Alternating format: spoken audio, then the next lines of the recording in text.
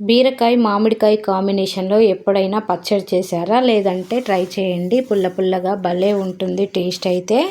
దీనికోసం ఒక బీరకాయ, ఒక మామిడికాయ, కారానికి సరిపడా పచ్చిమిర్చి అన్నీ కడిగి కట్ చేసి పక్కన పెట్టుకోవాలి.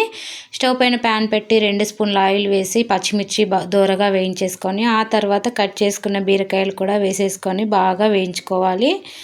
అలాగే కొత్తిమీర, కట్ చేసుకున్న మామిడికాయ ముక్కలు, కొంచెం చింతపండు వేసేసుకొని, కొంచెం పసుపు కూడా వేసుకొని బాగా వేయించుకోవాలి. ఒక 10 నిమిషాలు మూత పెట్టి ఉడికించుకుంటే మనకైతే బీరకాయ, మామిడికాయ ముక్కలు బాగా ఉడికిపోతాయి. మధ్య మధ్యలో కలుపుకుంటూ మూత తీస్తూ ఉడికించుకోవాలి, లేదంటే మాడిపోతాయి.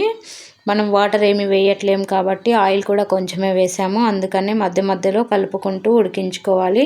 చూడండి, ఇప్పుడైతే బీరకాయ ముక్కలు 50% ఉడికిపోయినాయి.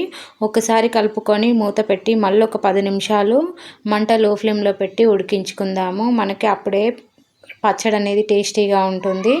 ఇప్పుడైతే టేస్ట్కి సరిపడినంత ఉప్పు వేసేసుకొని బాగా కలుపుకొని మూత పెట్టి ఇంకొక 2 నిమిషాలు ఉడికించుకున్నామంటే మనకి పూర్తిగా మామిడికాయలు, పచ్చిమిర్చి, బీరకాయ బాగా ఫ్రై అయిపోతాయి. ఇప్పుడు స్టవ్ ఆపేసి చల్లార్చుకోవాలి. మనం చల్లార్చుకొని మిక్సీ పట్టుకోవాలి, లేదంటే మొహం పైన చిల్లుతుంది.